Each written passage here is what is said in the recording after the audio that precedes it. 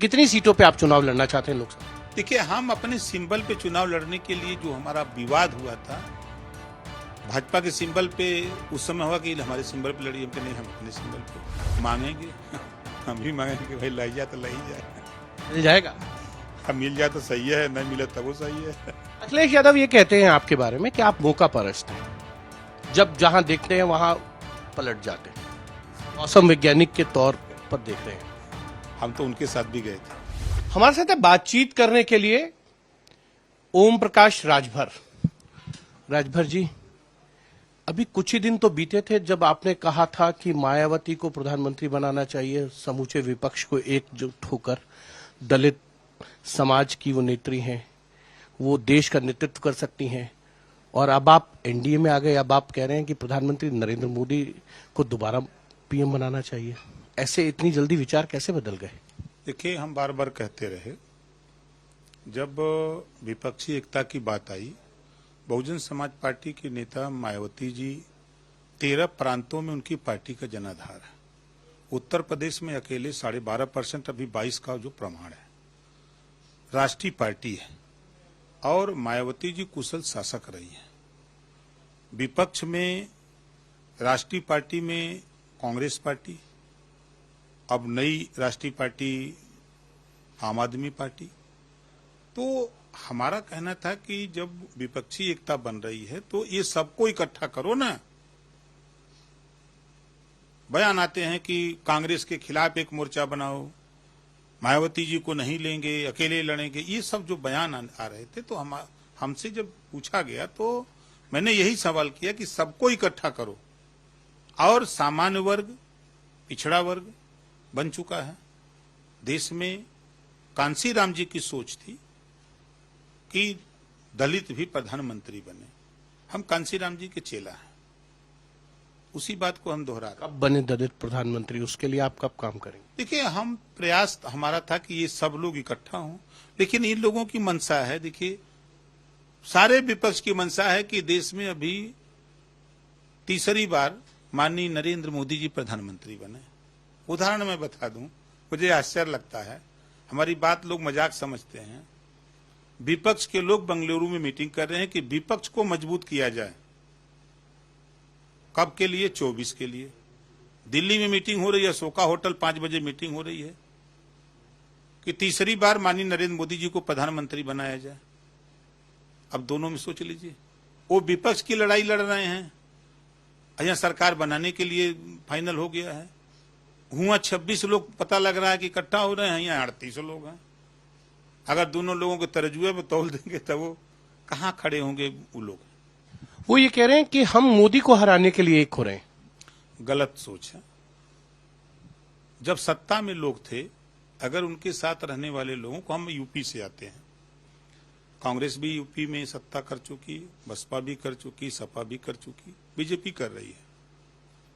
आज के तारीख में बेशक हम डंके की चोट पे कह रहा हूं कि आजादी के बाद से अब तक जितने मुख्यमंत्री बने, सबसे ज्यादा मेहनत धरातल पे जाकर अगर करने वाला कोई मुख्यमंत्री है तो माननीय योगी आदित्यनाथ जी।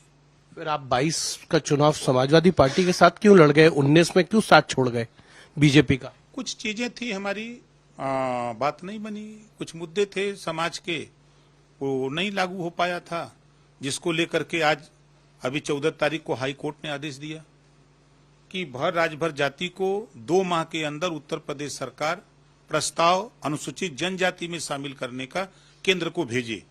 ये मामला लंबे समय से चल रहा था। फिर जब मामला यहाँ नहीं बना तो फिर हम लोग कोर्ट गए, कोर्ट से चौथी बार आदेश हुआ।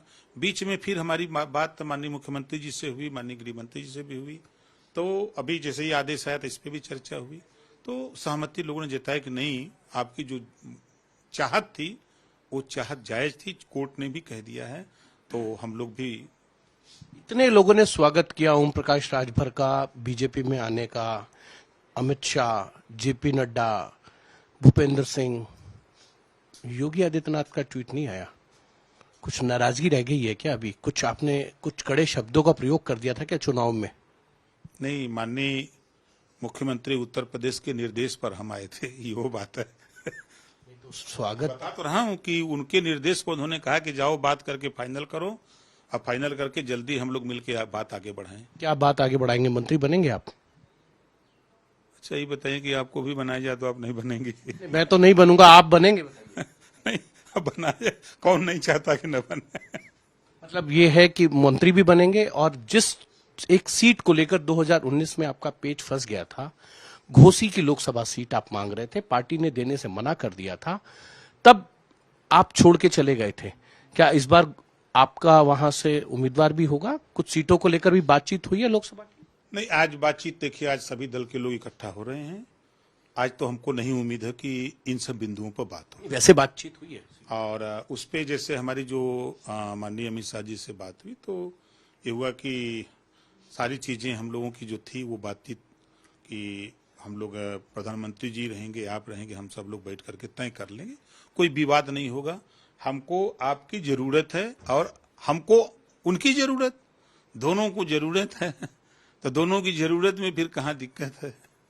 कितनी सीटों पे आप चुनाव लड़ना चाहते हैं लोकसभा? देखिए, हम अपने सिंबल पे चुनाव लड़ने के लिए जो हमारा विवाद हुआ था, भाजपा के सिंबल पे उस समय हुआ कि हमारे सिंबल पे लड़ी, हम के नहीं, हम अपने सिंबल पे।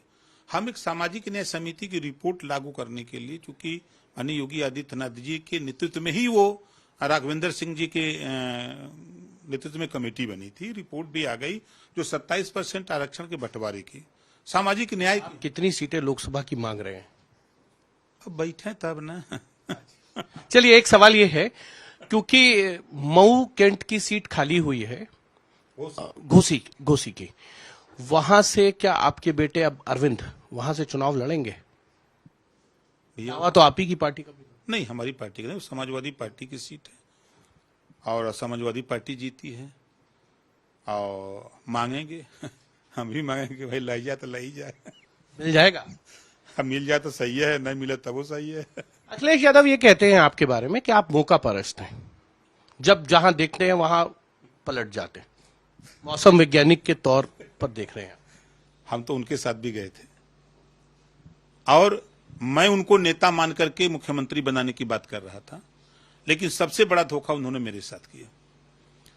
समझौते में जो सीटें मिलती हैं, अब तक हमने जो देखा है पार्टियों के समझौते, जो सीटें मिलती हैं वो पार्टियां अपने अपने पार्टी के उम्मीदवार अपने नेता को लड़ाते हैं, लेकिन अखिलेश जी ने हमसे कहा कि हमारा प्रत्याशी होगा, सिंबल आपका होगा। हमके इसका मतलब यही समझौता होता भैया? कहा नहीं, यही होगा, रहना तो रहो। और उस समय कहा जब सारे दरवाजे बंद, अब मजबूर में हम कभी चलो अब चुपचाप मार के लड़ लो, फिर देखा जाएगा आगे। उसी समय मैंने बयान दिया था कि एक भी सीट अखिलेश जी नहीं दोगे तब भी तेरे साथ रहूंगा चुनाव तक। आपने देखा उसके बाद भी हम उनका पीछा नहीं छोड़ते। अब दरवाजा खुल गया है, सिंबल भी अपना होगा। हम तो अपने सिंबल से लड़ेंगे, जो भी काम करते हैं अपने सिंबल से, तो नहीं। एक अंतिम सवाल आपसे, ओम प्रकाश राजभर कभी समाजवादी पार्टी के साथ अलायंस में रहते हैं, कभी बीजेपी के साथ, कभी मायावती की बात करते हैं, कभी अपोजिशन पार्टीज की। ये माना जाए कि अब लंबे समय तक 2024 ही नहीं 27 तक ओम प्रकाश राजभर भारतीय जनता पार्टी के साथ एनडीए में गठबंधन में रहेंगे। आवश्यकता उत्पत्ति की जननी है। आज देश में जरूरत है, उस जरूरत में जितनी जरूरत हमको है उतना जरूरत एनडीए में सभी साथियों को है। तो हम सब लोग मिलकर के जो एक ही लक्ष्य है सबका, किसी भी पार्टी का, कि देश का विकास, गरीब कमजोरों को आगे बढ़ाना है, यही ना लक्ष्य होता है, सबका यही मकसद है। तो वही काम करने के लिए जब सभी लोग इकट्ठा हो गए, देश गठबंधन में जूझ रहा है, तो हम अकेले क्या करेंगे महाराज? तब तो लंबे समय तक चलना ही पड़ेगा। ये थे ओम प्रकाश राजभर। कैमरामैन सत्या के साथ हिमांशु मिश्रा, दिल्ली।